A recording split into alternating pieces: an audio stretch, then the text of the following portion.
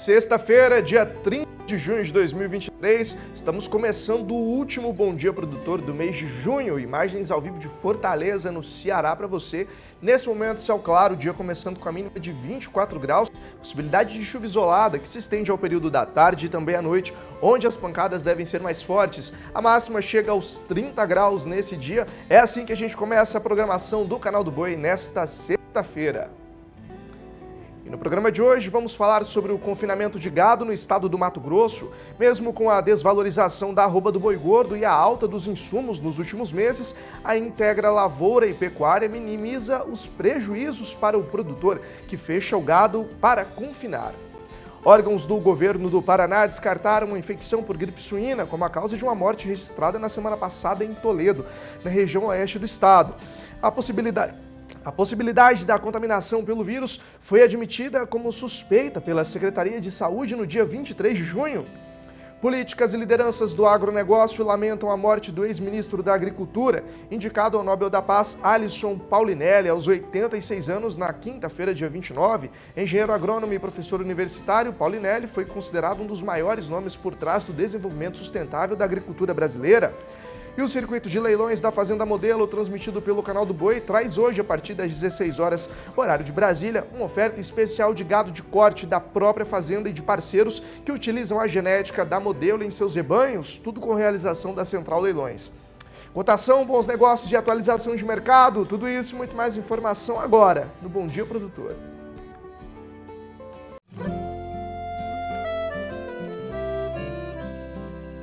Acorda que o galo já cantou e o sol já vem fazer brotar mais um novo dia. Lenha no fogão, café pra esquentar e a bicharada no quintal. Bota pra molhar, tira leite no curral, arreia o cavalo, tem gado pra campear.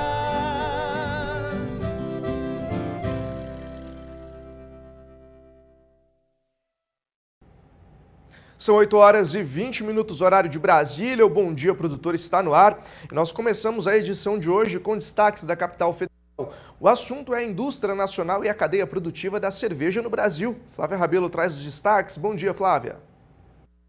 Olá, bom dia a todos, boa sexta-feira. Sexta-feira começa o fim de semana e para quem gosta de uma boa cervejinha, vai aí uma informação bem interessante. No começo da semana que vem, o Ministério da Agricultura e Pecuária do Brasil divulga o Anuário da Cerveja, que registra dados importantes sobre o hábito de consumo e a movimentação econômica da bebida no país. O volume de venda chegou a 16 bilhões de litros, crescimento de 4%. O Anuário da Cerveja vai ser lançado aqui em Brasília no próximo dia 5 de julho, quarta-feira da semana que vem. De Brasília, Flávia Rabelo. Vamos agora para a cotação do boi gordo com a apuração da Scott Consultoria. Lembrando que são preços para uma boiada comum, à vista e livres de fundo rural. E nós começamos pela região sudeste do Brasil com os preços mínimos. Os números já aparecem aqui na tela e o destaque para hoje é que não há nenhuma variação no sudeste do Brasil. Vamos começar por Barretos e Araçatuba, interior de São Paulo, com os números a R$ 241,50. Agora olha só, Belo Horizonte, Triângulo Mineiro, Sul de Minas, Norte de Minas e Rio de Janeiro, todos estão em R$ 205 o valor da cotação. Diferente do Espírito Santo, que vem a R$ 190 na manhã dessa sexta-feira. Como você observa aí na tela, são os números então atualizados pela nossa parceira Scott Consultoria. Sul do Brasil também não apresenta variação e é para lá que a gente vai agora, mostrando para você como ficam os números. Paraná no Noroeste vem a R$ 239,50, o Oeste de Santa Catarina a R$ 260, o Oeste do Rio Grande do Sul a R$ 8,85 o preço pago pelo quilo e Pelotas no Rio Grande do Sul R$ 8,75 o preço pago pelo quilo, números que também não apresentam variação. Mas o cenário de mudança para hoje vem no Centro-Oeste, é isso mesmo. Tem alta de R$ 4,50 em Goiânia, arroba chegando a R$ 214,50. O sul do Goiás não tem registro de mudança, permanece como você viu ontem, também a R$ 214,50.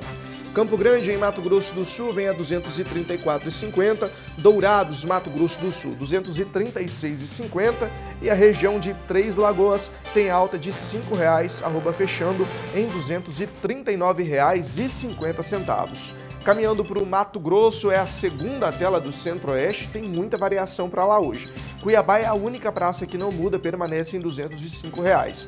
O norte do Mato Grosso tem aumento de R$ 4,50, chegando a R$ 214,50. Sudeste do Mato Grosso tem elevação de R$ 5,00, em R$ 205. E o sudoeste do Mato Grosso, sobe também R$ 4,50, chegando a R$ 214,50, como você observa aí na sua tela. Nordeste do Brasil está chegando aí para você também. Olha só, Nordeste do Brasil vai entrar na tela aí para você. A partir de agora, olha só, tem queda de R$ 5,00 no Alagoas, em R$ 234,50. O Oeste da Bahia não tem mudança, vem a R$ 210, tem alta de R$ 5,00 no Sul da Bahia, em R$ 205. E o Maranhão não tem variação, R$ 195,00. Para terminar, a gente dá um pulo no norte do Brasil.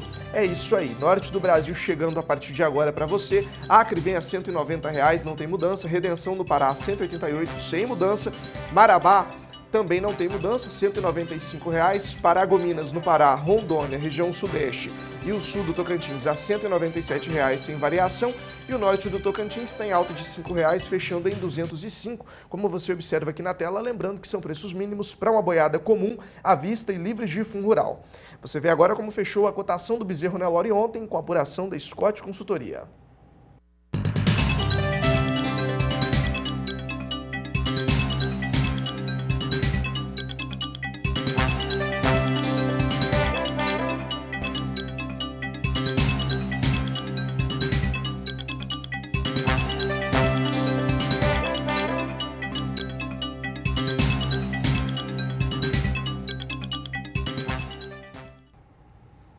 Políticos e lideranças do agronegócio lamentaram a morte do ex-ministro da Agricultura, indicado ao Nobel da Paz, Alisson Paulinelli, aos 86 anos, nesta quinta-feira, dia 29. O ministro da Agricultura, Carlos Fávaro, falou sobre a imprensa do legado de Paulinelli. Momento de tristeza para a agropecuária brasileira. Ontem ainda estava falando sobre esse assunto, do estado de saúde dele com o presidente Lula, e eu vi o presidente também consternado. As nossas orações é que ele pudesse recuperar. E daqui um pouco eu vou levar, em nome do presidente Lula, a família, vou a Belo Horizonte com alguns servidores públicos, ex-ministros irão me acompanhar ao velório, levar o nosso sentimento de pesar do governo brasileiro, a família e o agradecimento por tudo que Alisson Paulinelli fez por essa agropecuária brasileira. Amanhã, dia 1º de julho, é comemorado o Dia Internacional do Cooperativismo. A data foi proclamada pela ONU em 1992 para celebrar os ideais e as ações que o movimento realiza ao redor do mundo.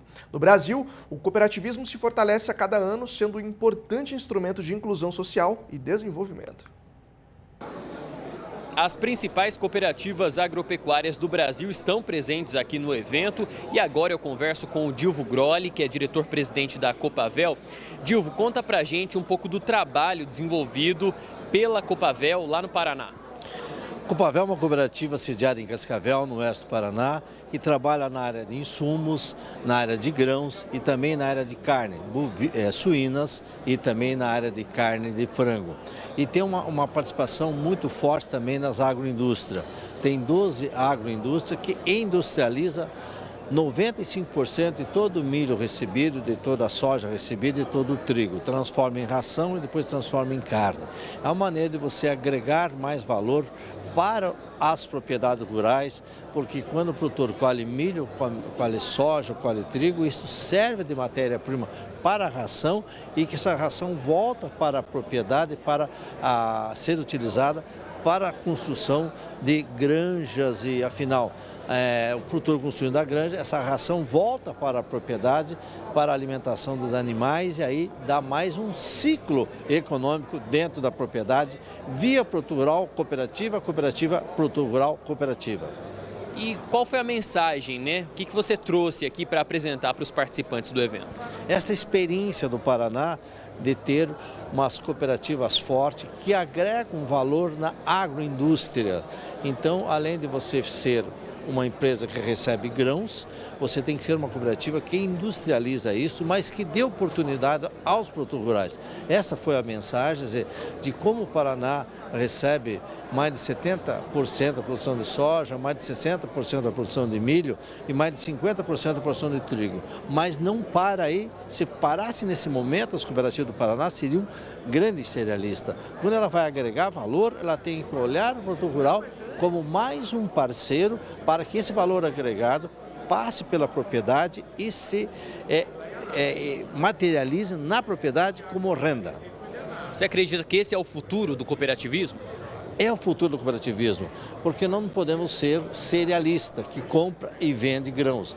Nós temos que ser uma cooperativa dentro dos 7 princípios do cooperativismo, de adesão livre, da participação do associado na gestão, da participação do associado também na parte econômica da cooperativa. A cooperativa tem que ter a responsabilidade de fazer a formação desses associados, tanto técnica como levar informação. É a responsabilidade da cooperativa também levar conhecimento associado através da assistência técnica. Então, o futuro do cooperativismo está em integrar cada dia mais o produtor com a cooperativa, dando oportunidade de renda. E para encerrar, como que você avalia os recursos que foram anunciados nesse novo Plano Safra? Tem vários pontos positivos. Aumento dos valores, a permanência dos juros. Então, eu acho que nós temos um plano safra mais robusto que o plano anterior.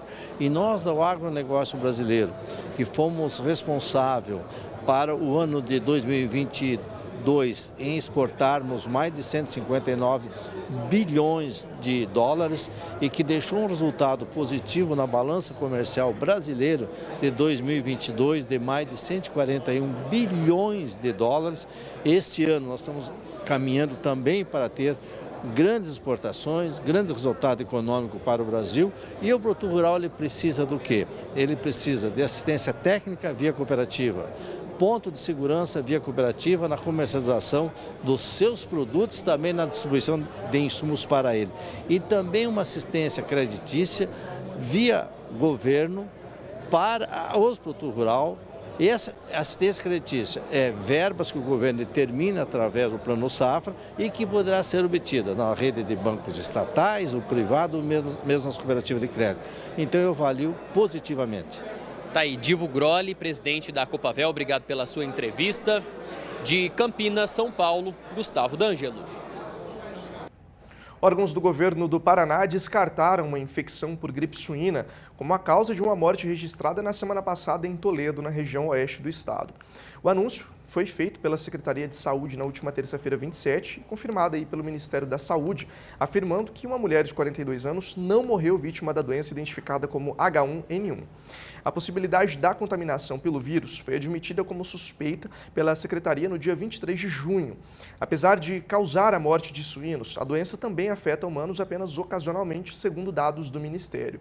O Brasil não possui registros recentes de contaminações de pessoas. Os últimos casos positivos são de 2009, quando ocorreram 20 registros da doença em Minas Gerais, Rio de Janeiro, Rio Grande do Sul, Santa Catarina, São Paulo e Tocantins. Uma pessoa morreu em Porto Alegre. Laudos de uma investigação epidemiológica, clínica e laboratorial indicaram que a pessoa que morreu em Toledo era vítima de um câncer em estágio avançado. O governo brasileiro anunciou que irá encaminhar os laudos para a Organização Mundial da Saúde e a órgãos internacionais de controle comercial de proteínas. E agora é hora de saber quais são os touros da semana do Genética BR. As informações com o leiloeiro rural Gabriel Borges.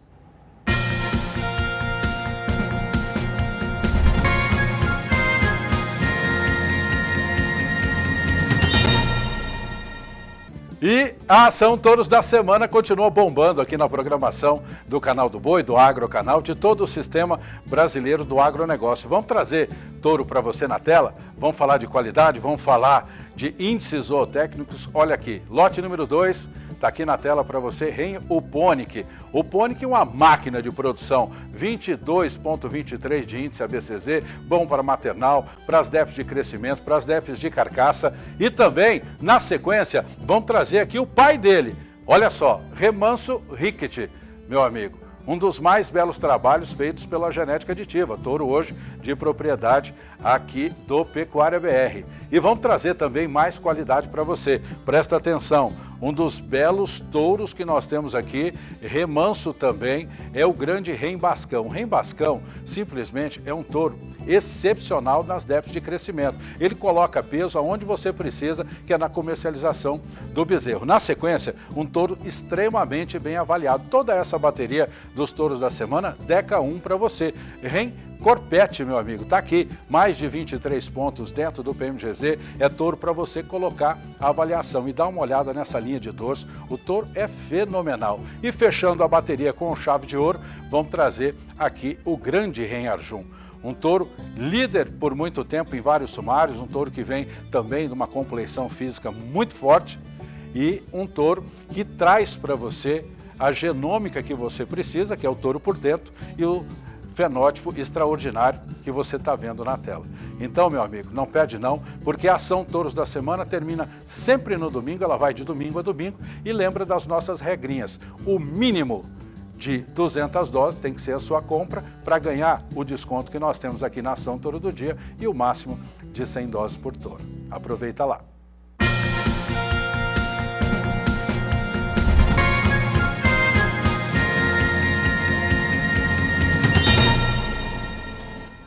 Em participar do Bom Dia Produtor, enviando as suas dúvidas e sugestões no nosso WhatsApp, 67998631001, o número é esse aí na tela, você manda sua mensagem para cá, mas não esquece o seu nome e a cidade onde você está enviando sua mensagem.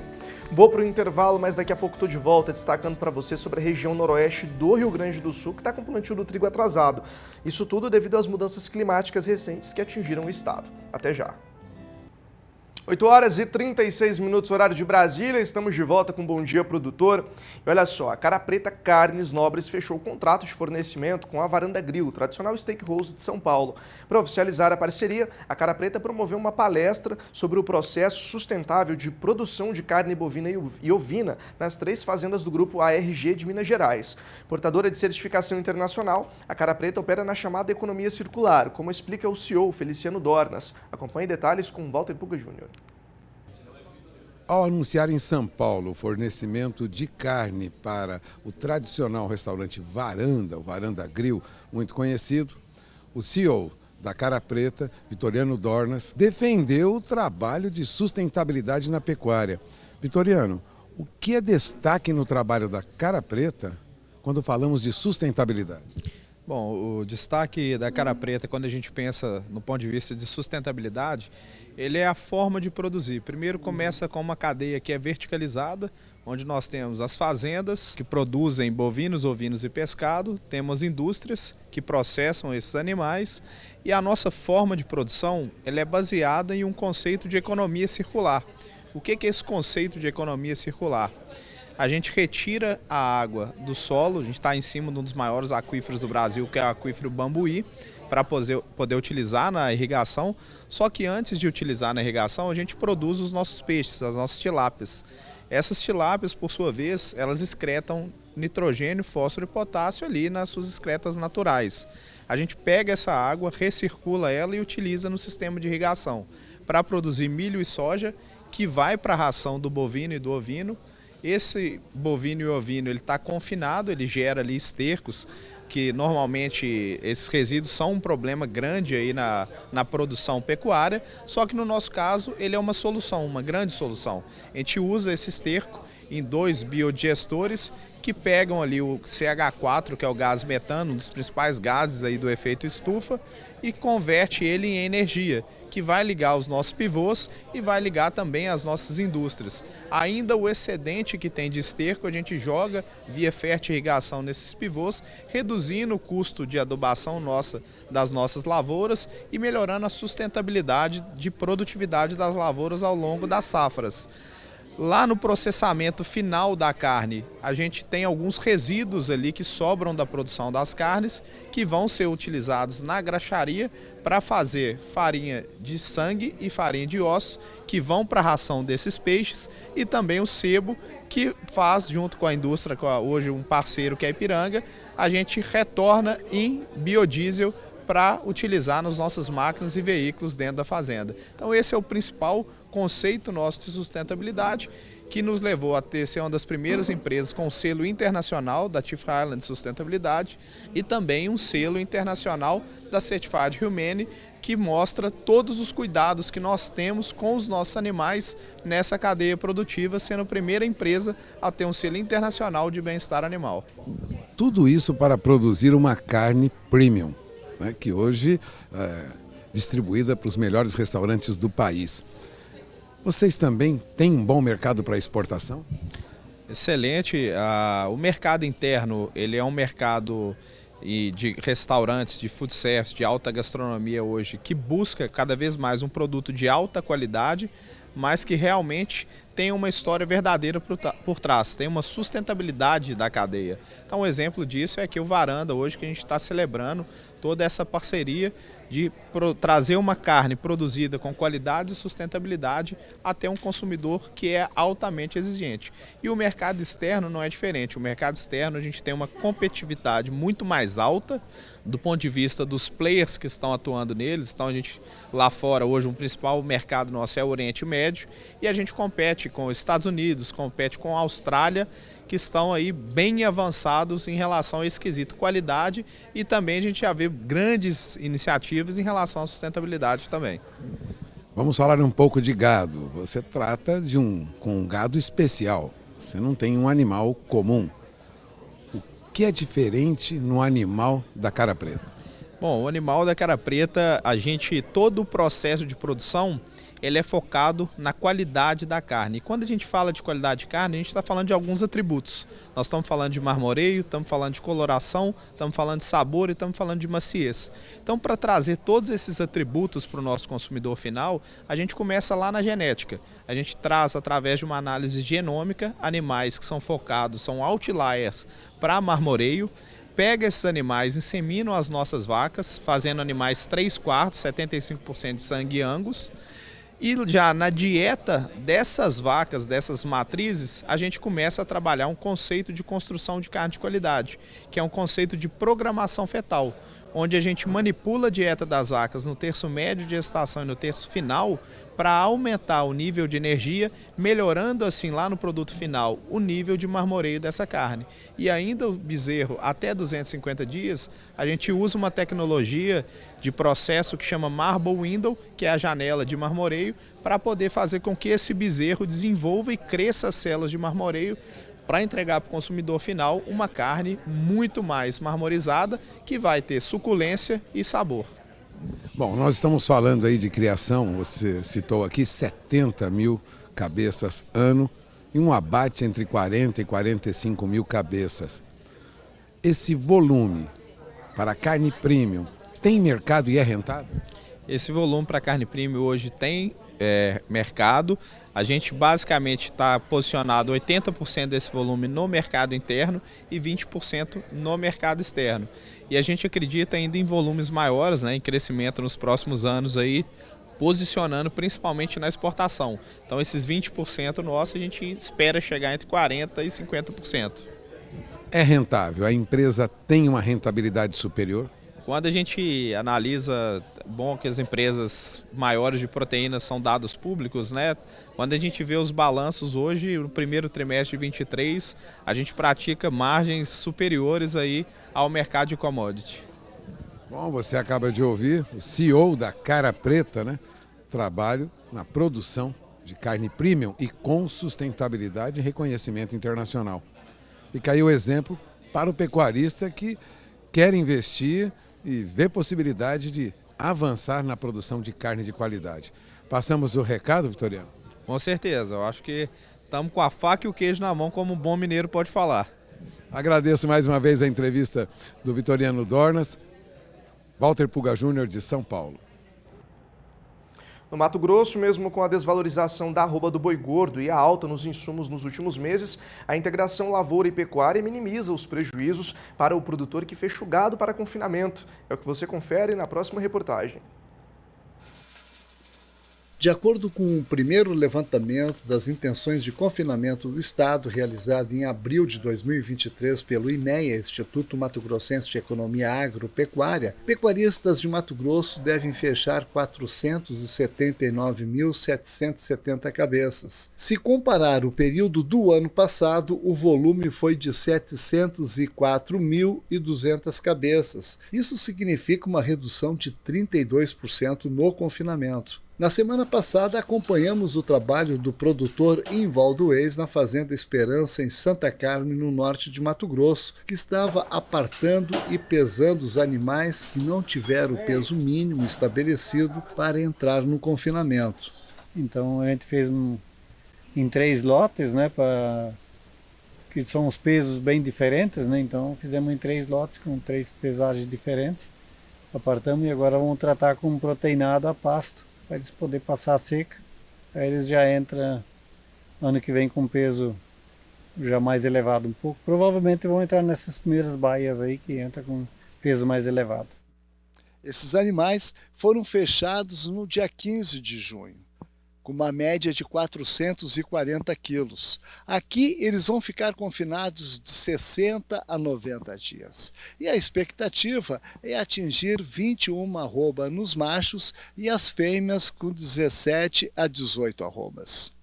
Uma das principais preocupações do pecuarista para a tomada de decisão no confinamento foi a intensa desvalorização do animal no último ano. Tem que buscar eficiência e a gente tem não sei se é bom ou é ruim, se olhar, analisar só o lado da pecuária, é bom, que o milho perdeu o preço também, né? Mas se a gente analisar como contexto, para nós que somos agropecuaristas, né? O milho também perdeu o preço, também não é bom para nós, né? Melhora um pouco a conta do boi, mas ainda assim está bem difícil esse ano, né? O preço da arroba está muito baixo. Mas como eu já venho trabalhando, é uma corrente, eu não posso interromper no meio, né? Eu não tenho como soltar esses animais no pasto, até porque daqui a mais 15, 20 dias não tem mais pasto seco no campo, né? Então, sou obrigado a fechar eles. E aí com milho um pouco mais barato, a conta no confinamento não fica tão ruim. Ruim, que nem eu já falei, é por causa que o milho perdeu o preço. Então, como produtor rural, a gente sente no bolso o preço do milho muito baixo, né? E uma das vantagens do pecuarista é que Mato Grosso está entrando em um período seco, mas como ele integra lavoura e pecuária, a fazenda tem pasto verde para os animais. A gente está preparado para passar com as matrizes paridas na área da integração, né? Todo ano eu faço isso, senão eu não consigo essa qualidade de animais para entrar no confinamento no ano que vem. Então a vaca para em março, abril, maio e junho, e esses animais vão tudo para cima da área da integração, lavoura e pecuária. Aí começa a fazer desmame em dezembro, janeiro, fevereiro, março, e esses animais, a grande maioria, vai para o confinamento em junho. O milho baixou, a DDG não acompanhou a queda do milho, que eles monitoram ponto de proteína, comparam com farelo de soja, apesar de que a soja também caiu, mas infelizmente a proteína no contexto geral aí eles não baixaram o preço. Então ano passado eu troquei 18 sacos de milho por 1 tonelada de DDG. Esse ano 31 sacos de milho por 1 tonelada de DDG. Então a diferença está muito grande, né? Fica difícil fechar a conta muito, assim. Não fecha bem. Ainda considerando que arroba ano passado vendemos média 275, acho que os últimos 270, os primeiros 290. Aí esse ano a gente está vendo aí, talvez chegue no 230, 240. Até eu vou conversar com o rapaz da bolsa, ver se a gente consegue travar alguma coisa mais para frente um pouco. Do município de Santa Carmen, no norte de Mato Grosso, Valdir Pacheco.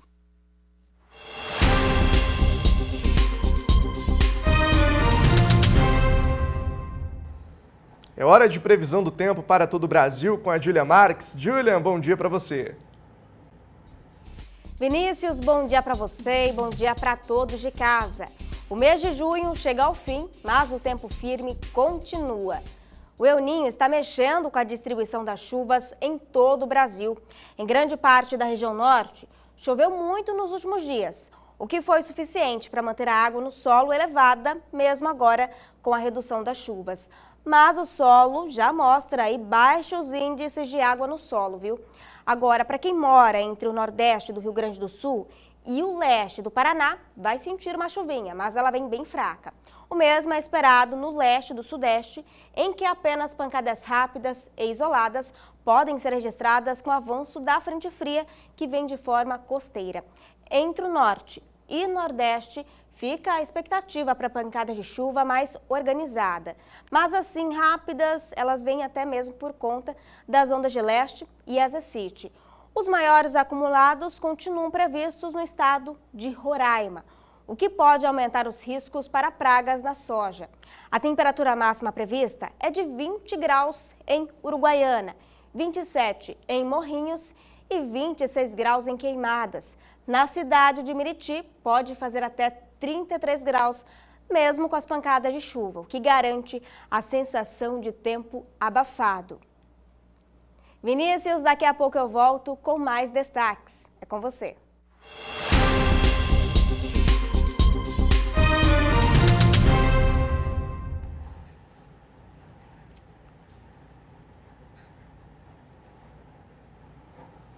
A região noroeste do Rio Grande do Sul está com o plantio do trigo atrasado devido às mudanças climáticas recentes que atingiram o estado, como o frio intenso e o grande volume de chuvas que encharcou o solo. Os produtores estão correndo atrás do tempo perdido, mas a previsão é de mais chuva nos próximos dias. Você vê detalhes com Graciela Caino. E o plantio do trigo na região noroeste do Rio Grande do Sul iniciou com atraso. As mudanças climáticas com temperaturas muito baixas e altos volumes de chuva umedecendo o solo foram os grandes vilões do atraso na semeadura. E as previsões apontam para a continuação das precipitações em excesso na região. Além disso, outras questões preocupam os produtores para essa safra, como a grande queda no preço da saca e o El Niño. As condições climáticas para a implantação da lavoura de trigo têm que ser perfeitas para a largada ser boa, ou seja, excesso de umidade no solo impede plantio e chuvas, se porventura acontecerem após uma lavoura implantada com umidade excessiva, causam um processo de virose e que já diminui o potencial de produção da lavoura. Uma lavoura que este ano vai ser uma lavoura mais barata comparada ao ano passado, mas que tem uma série de nuances no ar. Ou seja, o ano passado nós tivemos uma safra maravilhosa, nós tivemos um ano de laninha. Esse ano promete ser El Niño. Para a cultura de trigo, se esse El Niño, ou excesso de chuvas, ou umidade excessiva, é muito preocupante no florescimento, porque traz problemas de giberela, que diminui a produção, porque nem todos os grãos vão ser potencializados, e traz o risco de micotoxinas, ou seja, quebra na qualidade, que é a qualidade que indica preços bons.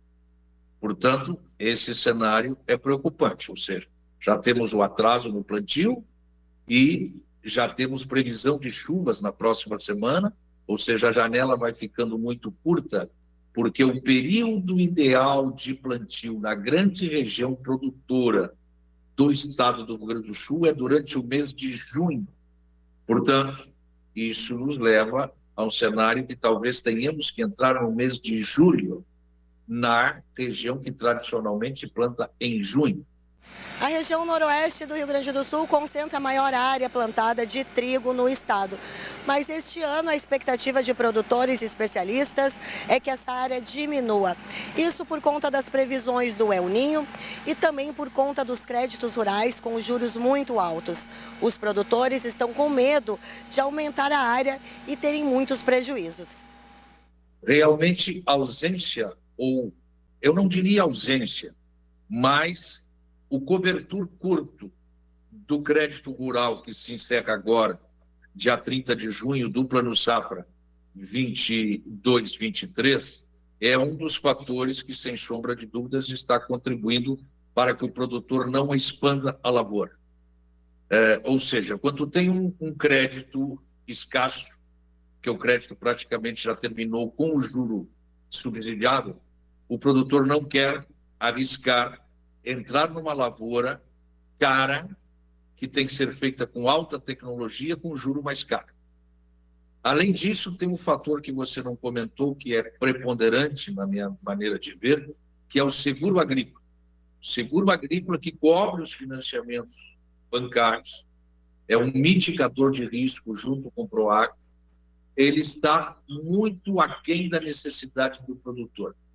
O seguro agrícola esse ano tem uma produtividade garantida menos da metade do que o produtor precisa para fazer a sua lavoura.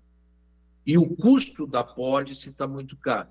Esses dois fatores, crédito rural escasso com seguro agrícola muito baixo, leva o produtor a reduzir a sua área plantada. E, consequentemente, quando ele não tem o crédito rural que lhe ampara em eventos adversos, ele pode diminuir a tecnologia, principalmente no ano desse que o produtor plantou uma lavoura cara, colheu uma lavoura, uma produção reduzida em virtude da estiagem e com preços bem inferiores aos praticados no ano passado, nas duas principais culturas antecessoras, ou seja, milho e soja.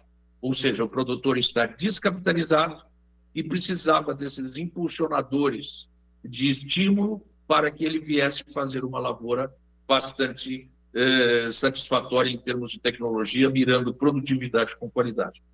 De Cruz Alta, Rio Grande do Sul, Graciela Caíno. Por aqui é hora de mais um intervalo comercial e eu quero lembrar que você pode acompanhar a nossa programação ao vivo pelo Facebook do Canal do Boi e no portal sba1.com. Nós também expandimos e é sinal de bons negócios, viu? Estamos presentes na NET, na Claro e também na Sky. No próximo bloco, vamos falar sobre a hipotemia e a causa da mortalidade quando os bovinos estão magros e com pouca disponibilidade de alimentos. Nesse período de frio, é necessário um pouco mais de atenção. Daqui a pouco a gente volta. Não perca. 8 horas e 58 minutos, horário de Brasília. Bom dia, produtor está de volta. A presidente da Embrapa, Silvia Maria Silveira, falou sobre a perda de Alisson Paulinelli. Acompanhe o que ela disse. O Dr. Alisson Paulinelli foi um dos grandes revolucionários, visionários sobre a agricultura tropical no país e no mundo todo. Dr. Alisson vislumbrou que precisávamos trazer as tecnologias do clima temperado e adaptar para o nosso tipo de clima e solo. Então, ele foi um dos grandes responsáveis pela estruturação da Embrapa, por toda essa revolução que aconteceu na agropecuária brasileira. O Dr. Alisson Paulinelli, ele tinha teve um papel muito importante na ciência e tecnologia para a agropecuária brasileira. No início dos anos 70, quando a Embrapa foi criada, ele então ministro da Agricultura e Pecuária, ele proporcionou que muitos pesquisadores da Embrapa, centenas de pesquisadores, fossem agrônomos, veterinários, fossem ser capacitados, fazer seus cursos de pós-graduação, mestrado e doutorado, através de bolsas de estudo do Brasil, para que fossem estudar no exterior, na América do Norte, na Europa. E isso foi uma grande revolução para a Embrapa, quando esses estudantes são as lideranças que assumiram e criaram e estruturaram a nossa Embrapa. Nós, da Embrapa, aproximadamente hoje 8.000 empregados, somos muito gratos por tudo que o Dr. Alisson Paulinelli fez pela ciência e pela Embrapa, pela nossa empresa, durante esses 50 anos. Hoje é um dia muito triste para todos nós, é uma perda irreparável, mas ele deixou um legado muito grande, é uma referência, ele sempre será o nosso líder na agropecuária brasileira. O ex-ministro da Agricultura, Roberto Rodrigues, também falou sobre a perda de Alisson Paulinelli. A agropecuária e o agronegócio brasileiro perderam hoje seu maior herói de todos os tempos. Morreu Alisson Paulinelli, nosso farol, nossa inspiração, nosso mestre há muitas décadas. Paulinelli colocou o Brasil no cenário mundial através da mais nobre das funções, alimentando o mundo. Há 50 anos, o Brasil importava 30% do que consumíamos de alimentos no país. Paulinelli montou com uma equipe extraordinária a mais espetacular agricultura tropical sustentável do planeta, e hoje nós exportamos para 200 países alimentos, energia e fibras, dando condição de vida a quase 1 bilhão de pessoas em todos os continentes. Esse é um legado inestimável que jamais poderemos pagar a Paulinelli. É o maior brasileiro dos últimos tempos. E a ele devemos essa condição fantástica de inserir o país no mapa da paz, porque não haverá paz, não haverá fome. Paulinelli acabou com a fome e trouxe a paz. Que Deus o tenha em toda a sua glória. A hipotermia é a causa da mortalidade quando bovinos magros, com pouca disponibilidade de alimentos e ausência de abrigos naturais, são expostos a uma queda brusca de temperaturas que, combinadas aí de ventos fortes e chuvas.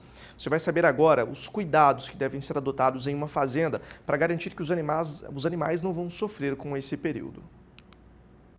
Mato Grosso do Sul tem registrado baixas temperaturas nos últimos dias e, com isso, todo cuidado deve ser redobrado com os animais que estão no campo. Estou com Haroldo Queiroz, que é difusor de tecnologia da Embrapa. Ele vai repassar algumas orientações bem importantes para a gente.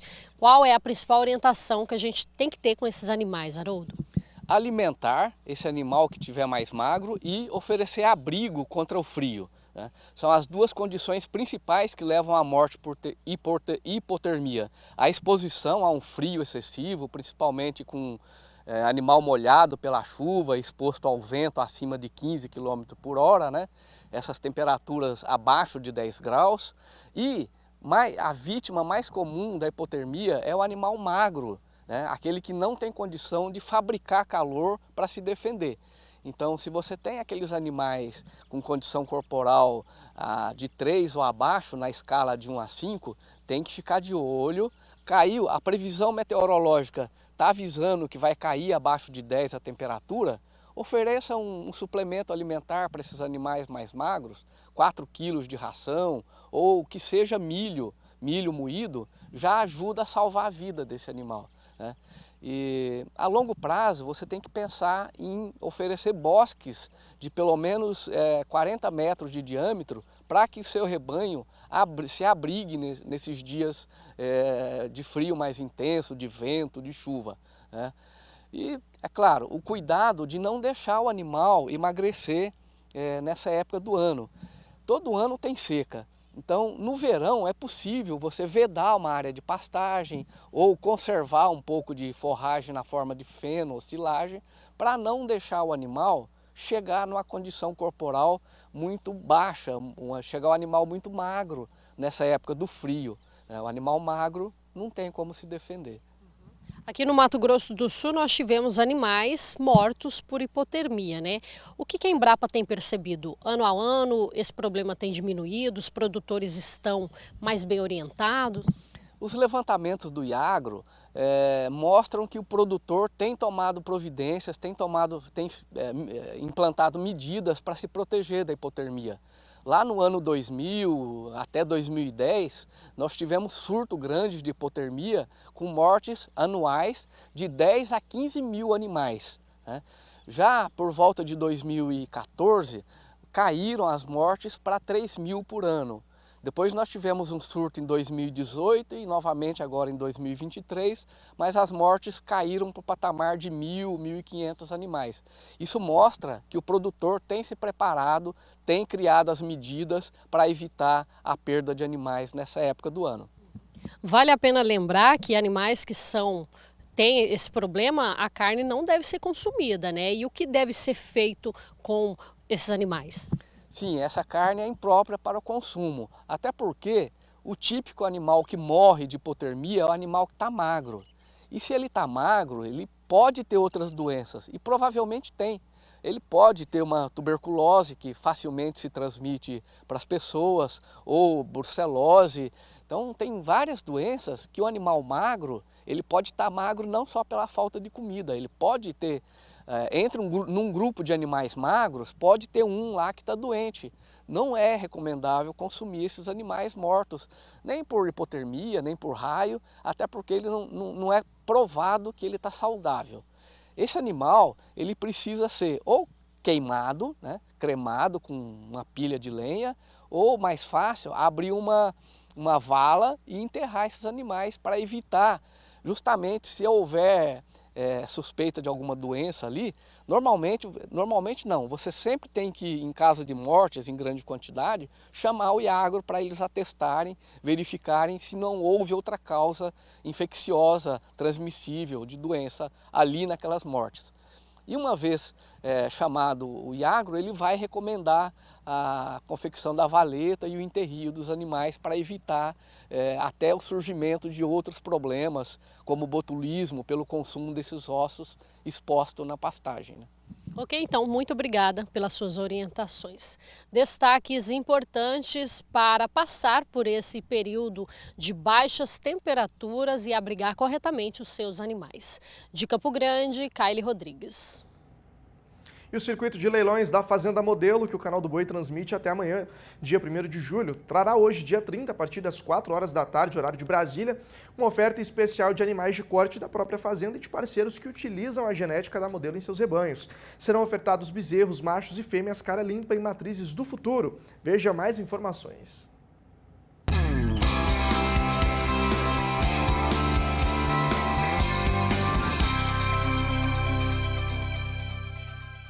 No próximo dia 30 de junho, a partir das 16 horas, horário de Brasília, você que acompanha a programação do Canal do Boi não pode deixar de acompanhar uma oferta especial de animais de corte da Fazenda Modelo. 3.000 animais, o melhor do gado de corte da Fazenda Modelo, um leilão já muito tradicional e que vem mais um ano com muita força, né, doutor Antônio? Sim, um leilão que vem muita força, uma força de qualidade, de uma parte dos animais são da Fazenda Modelo, outra parte de animais de parceiros da Fazenda Modelo, de amigos e convidados. Eu tenho uma empresa que chama Mameli Serviços Agropecuários, que desde o começo a gente fomenta a inseminação, fomenta a utilização de genética da Fazenda Modelo. Então todos que utilizam essa genética, que cruzam com animais da Fazenda Modelo, têm as portas abertas para venderem e participar desse leilão. Então é um leilão onde a Fazenda Modelo vende uma parte dos seus animais de corte comerciais e a outra parte são de parceiros, amigos e clientes da Mameli Serviços Agropecuários e clientes da Fazenda Modelo. Doutor Antônio, teremos o que nesse leilão? São 3.000 animais, teremos bezerros, fêmeas, machos, garrotes. O que o pessoal que está acompanhando agora o Canal do Boi pode aguardar? O que vai vir nessa oferta aí? Tem uma oferta bem variada, nós teremos bezerros desmamados, bezerras desmamadas, teremos fêmeas Nelore consideradas como matrizes do futuro, teremos vacas prenhas, vacas para invernar e bois prontos para irem para o confinamento e novilhas receptoras de embrião, uma grande oferta de novilhas cruzadas para receptora de embrião. O leilão de corte da Fazenda Modelo já é uma tradição. Mesmo hoje, produzindo animais melhoradores com alto padrão genético, a família Graçano mantém firmes as raízes da época em que trabalhava apenas com o gado comercial. Nenhum projeto foi abandonado nesses 40 anos. Continuamos com o gado comercial, produzindo esse bezerro de qualidade, continuamos ofertando para o mercado receptoras, e nós não poderíamos deixar de mostrar, vender esses animais de corte. Então isso mostra a evolução, a seriedade de trabalho, a credibilidade que a marca tem. Você lembrou muito bem, hoje você estava me perguntando, o que é RH? O que significa? É Ricardo e Henriqueta. Muito importante isso, a gente ter essa lembrança, esse sentimento dentro da gente, de respeito principalmente, aos patriarcas que deram início do trabalho, e da consciência da responsabilidade de levar esse legado e passar isso adiante. Muito importante, por isso esse sentimento, né, Guto? Sim, com certeza. E vamos continuar trabalhando. Meu pai sempre dizia, não pensa na crise, não pensa em governo, nós temos que pensar para frente, nunca para o lado. E desse jeito que nós fazemos a gestão da Fazenda Modelo. E ele me deu a oportunidade de transformar essa fazenda numa empresa rural, aonde, né, toda semana tem uma comercialização, tem um negócio, né, melhora muito o fluxo de caixa do empreendimento. Então venha fazer bons negócios com a Fazenda Modelo, em mais um grande leilão etapa gado de corte, que vai colocar à disposição de você pecuarista de todo o país mais de 3.000 animais que com certeza farão uma grande diferença aí no seu rebanho comercial. Reforçando o convite, é dia 30 de junho, a partir das 16 horas, pelas lentes do Canal do Boi. A realização é da Central Leilões. Não perca!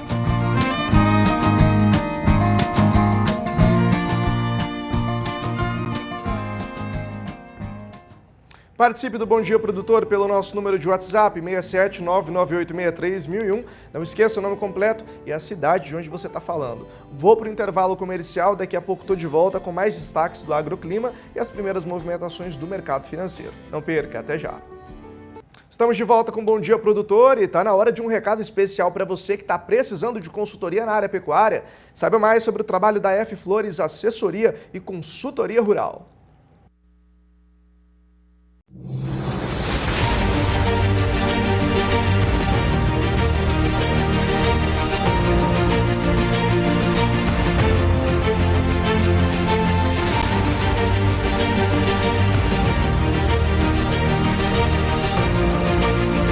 Mato Grosso do Sul é um dos estados mais importantes para o agronegócio brasileiro.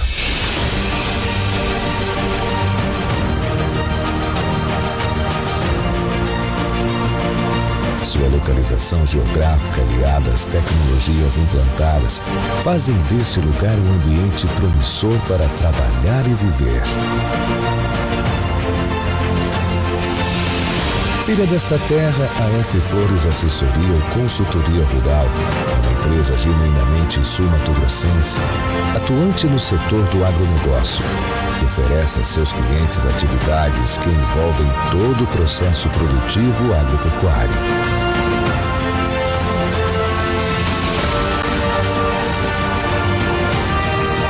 Com destaque para as áreas de gestão das propriedades rurais, reprodução animal, melhoramento genético, nutrição, atividades agrícolas, projetos e topografia.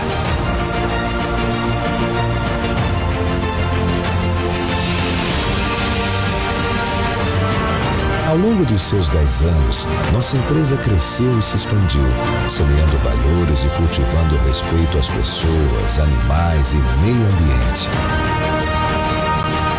Atravessamos fronteiras nacionais e internacionais, sempre pautados na excelência da prestação de serviços e inovação de processos, sem abrir mão do investimento em capacitação técnica, infraestrutura,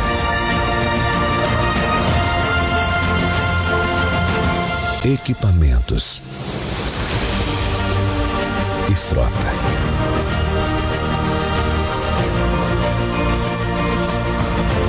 Proporcionando a seus clientes um atendimento personalizado, com soluções e serviços que trazem praticidade, produtividade e rentabilidade. Unimos a tecnologia e a autenticidade do campo para conseguirmos produzir cada vez mais e melhor. Hoje, contamos com mais de 40 colaboradores altamente qualificados para levar até nossos clientes os melhores resultados. Acreditamos que resultado com excelência é fruto do nosso trabalho. Por isso, a dedicação, o comprometimento e a disciplina são os alicerces na nossa empresa. F Flores, multiplicando resultados.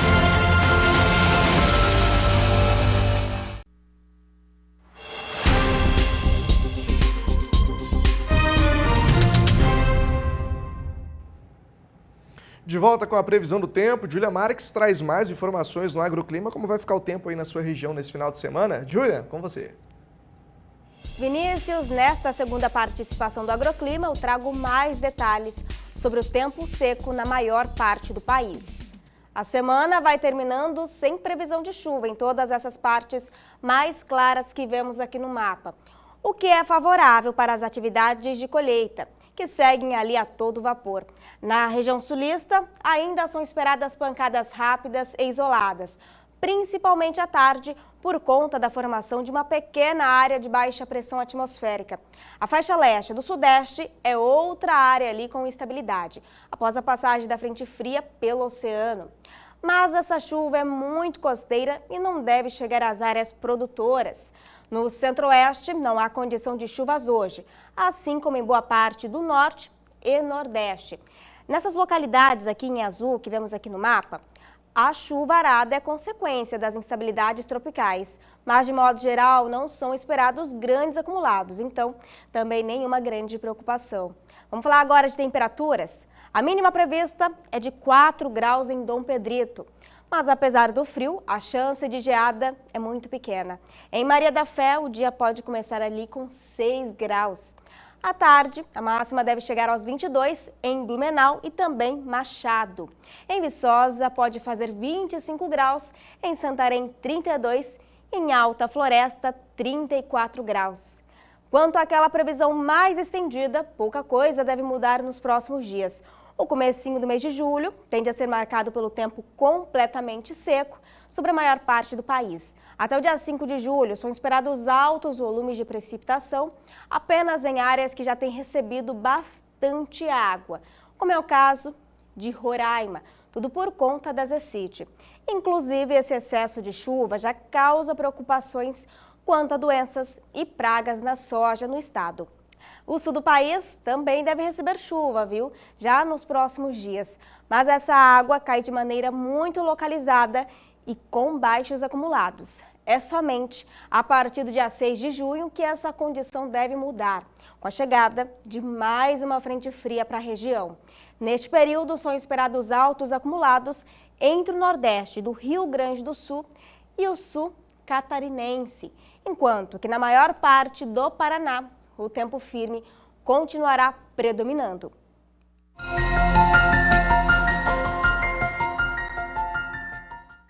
E agora chegou a sua vez aqui no Agroclima. E a previsão do tempo hoje vai para o Alisson Lima, de Mafra, Santa Catarina. Alisson, obrigada por acompanhar o nosso programa, viu? A sua cidade vai continuar com tempo instável nesta sexta e também no sábado. Mas são esperadas pancadas bem localizadas e sem grande intensidade. A partir do domingo, o tempo firme se instala novamente. Falando das temperaturas, a máxima para esta sexta é de 19 graus e a mínima 11. Essa outra previsão vai para o Pedro Afonso, ele mora em Colatina, Espírito Santo. Pedro, também agradeço a sua participação, viu? A tendência é de continuidade do tempo firme por aí, viu? Em que o predomínio será de céu claro e ensolarado, pelo menos até a próxima segunda-feira. As temperaturas da tarde variam entre 26 e 27 graus. E para você que sempre nos acompanha, não deixe de pedir a sua previsão aqui no Agroclima, viu? Envie uma mensagem para o número 67 99264 7810. Ou então comente nos nossos vídeos do YouTube com seu nome completo, além, é claro, o nome da sua cidade. Não fique de fora, a próxima previsão pode ser a sua. Até mais!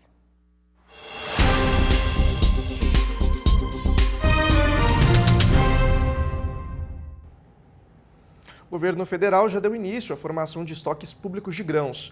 A Conab, Companhia Nacional de Abastecimento, anunciou que vai comprar 500 mil toneladas de milho nas regiões onde o preço está abaixo do mínimo e manter estoques reguladores. Vamos até São Paulo saber mais informações com Walter Puga Júnior. Puga, bom dia para você.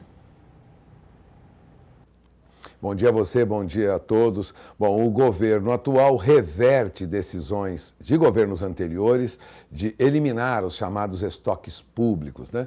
E retoma aí a compra de produtos que estejam sendo negociados abaixo do preço mínimo. O anúncio foi feito com pompa pelo ministro Carlos Fávaro, por Edgar Preto, presidente da Conab, e também pelo ministro do Desenvolvimento Agrário, Paulo Teixeira. A Companhia Nacional de Abastecimento anunciou hoje que vai comprar 500 mil toneladas de milho em regiões onde o preço está abaixo do preço mínimo. Tudo isso para formar estoques reguladores. A operação deve demandar 400 milhões de reais e é defendida em Brasília como forma de garantir segurança alimentar e soberania nacional. O jornalista Rafael Wallendorf, do jornal Valor Econômico, lembra que outros produtos estratégicos, como arroz e feijão, estão no radar do governo para a recriação dos estoques, mas que ainda não há previsão para operações de aquisição de arroz e feijão. Os preços mínimos desses itens poderão ser elevados agora na safra 23-24 para estimular aí a produção no campo e viabilizar até a compra de alimentos para armazenagem pública, o que só vai ocorrer, segundo relato de Rafael Wallendorf, quando as cotações estiverem abaixo desses índices. Bom, começamos devagar porque temos que comprar na medida de e ter onde guardar, ou seja, há um problema de armazenamento também. É o que admitia, né, o presidente da Conab, o Edgar Preto. E mais, ele disse que nos armazéns privados credenciados até aqui, já temos local físico para manter essa primeira compra de 500 mil toneladas de milho. É pequeno, mas é um passo importante, disse o presidente da Conab na coletiva à imprensa na sede da Conab, que foi convocada para anunciar a retomada da formação de estoques públicos do governo. Bom, o ministro da Agricultura, Carlos Fávaro, disse que essa medida passa uma sinalização ao mercado de que o governo atual está atento à queda dos preços agrícolas e que a compra pode colocar um freio nesse movimento de baixa das cotações. E comentou com os jornalistas, não se trata de intervenção na soberania do mercado, mas de estratégia, de soberania nacional, de segurança alimentar. Os estoques, segundo o Carlos Fávaro, ajudariam no controle da inflação de alimentos, né, na alta dos preços dos alimentos, porque o poder público poderá vender os produtos armazenados e, com isso, aumentar a oferta dos preços altos. Bom, vale lembrar que essa formação de estoques reguladores era muito criticada na gestão anterior por conta dos custos, né? Na verdade, tanto o governo do Jair Bolsonaro, né, como o presidente anterior da Conab, argumentavam que a regulação dos preços dos alimentos e abastecimento do próprio mercado, com medidas de estímulo à produção, previsão de safra, monitoramento e comercialização, seriam suficientes, na verdade, para resolver o problema. A visão era de que a política de armazenagem pública é cara, ultrapassada e ineficaz, o que agora reverte. Aliás, o governo anterior defendia que essa situação de estoques públicos abria muita brecha para fraude, como as ocorridas no passado. Agora, Carlos Fávaro lembrou que não é porque teve problema no estoque público no passado que vamos fechar a Conab, ou seja, é uma visão diferente do governo atual quando falamos de estoques reguladores, de estoques públicos. Quem vai ganhar com estoque é o povo, disse Carlos Fávaro. Os problemas são variações de preços de alimentos. O que é caro é ter pessoas que não se desenvolvem porque não comem, é privar o povo de alimento. Bom, sobre preços mínimos, o que o governo anunciou agora há pouco. O governo sinalizou ainda que os preços mínimos de alguns produtos do campo serão revisados para cima agora em 2023, 2024. Bom, como se constrói um estoque de arroz se ele não está abaixo do preço mínimo? Subindo o preço mínimo, estimulando a produção. É isso que vamos pleitear nessa safra, disse o ministro Carlos Fávaro. Ele deseja subir o preço como estímulo e, em seguida, poder comprar. Ele disse que não haverá alteração na lei ou nas diretrizes da política de garantia de preços mínimos, no sentido de permitir a compra dos produtos para a formação de estoques nos momentos altistas das cotações. Agora, Edgar Preto, presidente da Conab, disse que o Brasil, lembrou esse dado, hein, que o Brasil tinha 1 milhão de toneladas de arroz em estoque lá atrás, em 2012, e que o volume caiu para 1.000 toneladas no fim do ano passado.